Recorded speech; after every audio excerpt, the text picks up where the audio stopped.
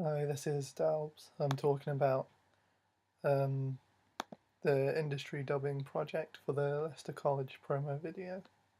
In this video, I'm going to concentrate on the concept behind the sound design in the video. So what we started with originally was to create a more diegetic sound than what we ended up with.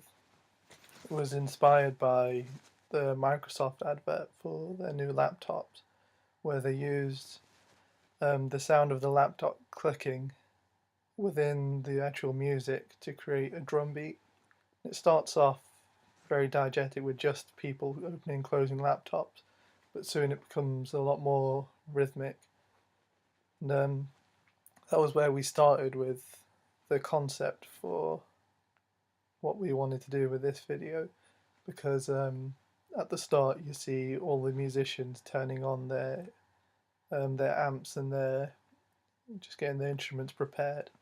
We wanted to kind of show that within the sound design, but after we started working on that, we quickly realised it wasn't really working as well as we'd hoped. So we ended up changing tact on that. So what we changed to was the idea of starting off with a completely electronic piece of music and slowly turning it into a full rock track. And the idea of this was because the video itself only really shows off the live aspect of Leicester College's music program, but it kind of misses off a lot of the other stuff like the studio work and the electronics. So we wanted to kind of bring that within the video.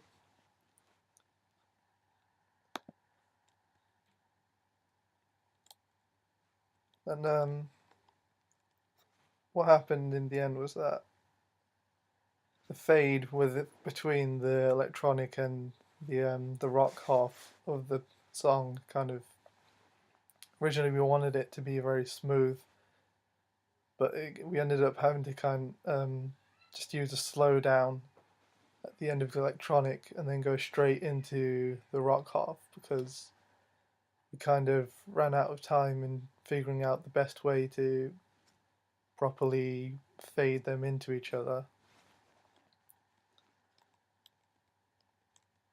And one of the key aspects within this kind of changeover between the electronic and the rock part, I think, was to do with the bass drum. Because in the electronic half, the bass drum is very in your face. It's at the top of the mix, really. And we really needed to match the intensity of that with going over to the rock half, I think. Then after we'd sorted out the concept and the actual music for the music, we looked at adding some narration to it. What we recorded, it was very commercial sounding, and we thought it'd be better to kind of change it a little bit. But rather than completely re-recording it, what we did was we used Sculpture sound modeling to sidechain the original vocal track into it to add some kind of interesting effects on the vocal. We also used some reverse reverb on both the original vocal and the sidechained sound sculpture to just create something a bit more ethereal. Yeah, that explains the concept behind it. In the next video, I'm going to talk about the technical standards of delivery for the project.